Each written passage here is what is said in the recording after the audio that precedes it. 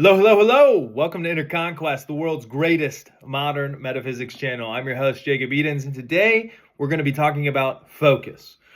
Focus is what I like to describe as selective ignorance. So, more so than applying absolute willpower to focusing on what you want, a lot of times it's more about ignoring what you don't want. When you have different states of consciousness, and if you're watching this channel, you're familiar with law of assumption, law of attraction, law of reversibility, all of that good stuff. But what really is the primary skill set that makes any of those work is your ability to focus. So when you have focus, one thing that you want to understand, additional to focus is assigning positive meaning, right?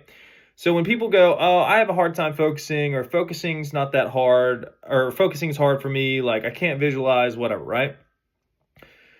If you've ever looked at a phone for more than 4 hours, you understand how to focus. You're focused on one thing for like 7 hours a day, right?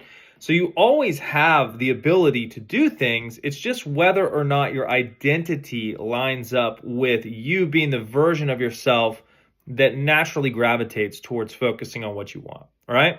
So when you start to think of life as a game, right? Say you have 24 hours in a day and your goal is to focus on what you want a majority of the day, right?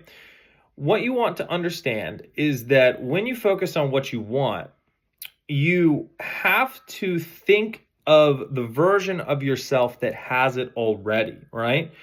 This is what's called fourth dimensional thinking. So if you think in linearity, if you think linearly, you're going to think from past to present to future, where you're in this past that's split between, or you're in this present that's split between a past and a future.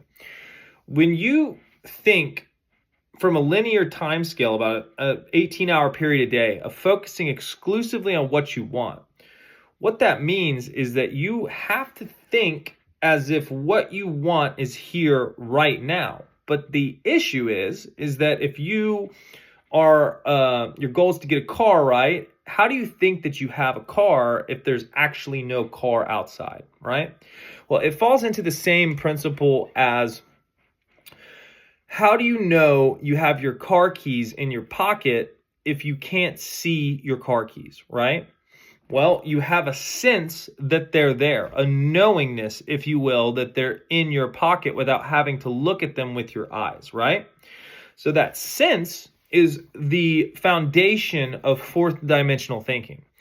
When you think fourth dimensionally, you're using that same sense of essentially what you would consider knowingness, but you, instead of only being conditionally dependent on what your reality has shown you thus far, you are creating new sensory points of awareness and focus that would be in alignment as if you had the thing that you want physically now, right? So when you break out of that linear time scale, there's no longer just a fixed point that can only go back or forward. You are now in what is called the present moment, right? And you're able to understand all of the different things that your awareness is placed on top of, right? So if I think about my car keys in my pocket, my awareness knows that there's car keys in the pocket, right? Take them out, look at them. That's a physical third dimensional action. Okay, I need to see that my car keys are here to know that they're there. I see them, now I put them back in, right? But knowing that comes from awareness, right? I'm aware that they're there. I'm aware that my bedroom is downstairs. I'm aware that my car is in the garage. I can't see it, so how do I know? I just know because I'm aware of its presence. So a lot of focus is being aware of presence, right? So if you want to create a lot of wealth, knowing the presence of that wealth is paramount if you are to achieve it through the methodology of fourth dimensional thinking. When you think fourth dimensionally, it's not that you have to go and accumulate the wealth so that you know that you have it there. You know, and this applies additionally into the law of reversibility, that physically having something would have a presence component in that fourth dimensional time-space reality. So when you operate linearly, you go and then you begin to take the steps to acquire it, have it, and then you're aware of the presence, which makes you feel complete. But the issue with that type of operation is that that presence is dependent on a physical condition. So if somebody takes your money, now that presence is interlinked to the actual physical object, right? And now you are lesser than you were before because somebody can take physical things from you that are always moving and changing, okay? But if you have a disciplined mind, and in Neville Goddard's 12 disciplines of mental activity, this is second, you could call it Andrew, understanding that holding that presence will magnetize to it the complementary third dimensional component, aka law of assumption, right? So I know the car keys are in my pocket, right? If you want to take a fourth dimensional stance and say the car keys were lost, right? I didn't know where they were. A third dimensional way of operation would be to go and to look for the car keys. A fourth dimensional operation would be to designate my attention to focus on what my ideal end is, right? And this is what all winners do, because winners focus on winning or righteous thinking, not misfiring your assumptions from that fourth dimensional awareness type of focus point, right? So instead of going and placing my awareness on where are these car keys, they're lost, I need to find them. See how your awareness spreads all over the house. I need to find these car keys. Where are they? When my goal in actuality is to have those car keys in my pocket or the car keys in the car because I have a little start button, right? Having the discipline, instead of spreading my awareness super thin and looking at all these different things and being like, where is this thing? Where is this thing? Oh, I need to find it. Let me cut it into little pieces and find it. Do you see how by virtue of my awareness, I have made my identity one who does not have what they want, right? And this is what happens with everything. I want more money. Where am I going to get spread super thin? Where am I going to find more money? How's this going to do this? Da, da, da, da, da, right?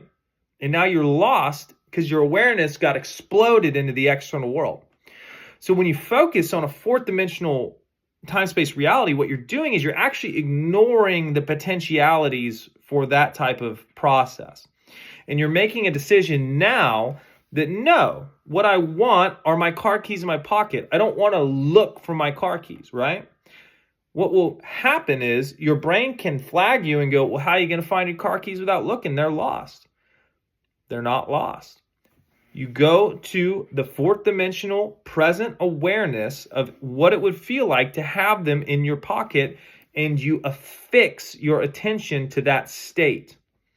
When you affix your attention into a state or an assumption, the physical world will deny that assumption because that assumption was birthed from the contrast of something not being the way that you wanted it to be.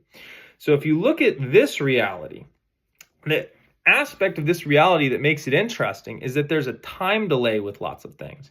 You think something and then you run into it. You think something and then you run into it. You're always intersecting with your thoughts that you've been thinking previously.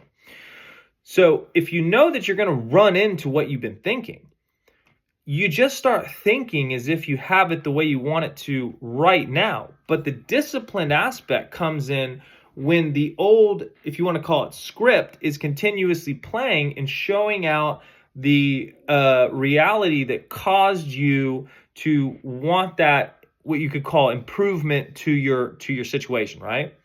So understanding that there's a time delay and understanding that what you think you're going to run into, it's the same concept as if I'm driving a car, right? And I look where I'm going. And if you've ever been driving super fast, you understand that if you look at the trees, your car is going to start drifting into the trees. So when you take a turn super fast, you actually look, at the very end of the corner where you're going to end up when you have that turn. You don't look at the line right here. You look down the pathway where you want the car to arc into, right? Because you know that that car is going to follow where you're looking. So when you're dealing with conjuring thoughts that you think to get results that are wanted, it comes down to being able to quickly ascertain what it is you want, Decide that that's what you want, and then adopt the awareness faculty of being aware of that presence being the way that you want it to be, right? And I emphasize the presence because in the same way that if I have car keys in my pocket and I know they're there without having to physically check them, that knowingness is an observation capacity of my mind to place awareness, right? And that awareness, if persisted in, is an assumption. That's the definition of an assumption, right? So if I feel into a reality, even though my 5 senses deny it, but I still have loyalty to the unseen reality over the 5 senses, right? Remember, in Neville Goddard's literature, your human imagination is the Christ, and the world hates Christ until he's resurrected, right? So you stay with the Christ mind, you stay with the ideal. The whole world, the old script says, boo, boo, boo, boo, boo, boo, boo, right? Wah, wah. This isn't the way you want it to be. You suck. And you know silently that this is the real reality. You have faith in the assumption, in the unseen reality, until this dies and this gets reborn. And once you do that a couple of times, you now have an understanding of the creative process of how you manifest and create reality, right? So once you understand how to manifest and create reality, now it's more about being daring in your assumptions and claiming things through assumptive awareness to be a certain way, and then being able to hold that fixed attention in opposition or in wake of all of the sensory things telling you it's not real. Because once it gets resurrected, you're like, holy smokes, it was all lies the whole time. I have the ability to do whatever I want to do. So, hope you guys enjoyed the video. Feel free to leave comments with future videos that you would like. Additionally, the link tree has all the coaching and things of that nature. The most important thing I have to say today is go conquer, and I'll see you in the next one.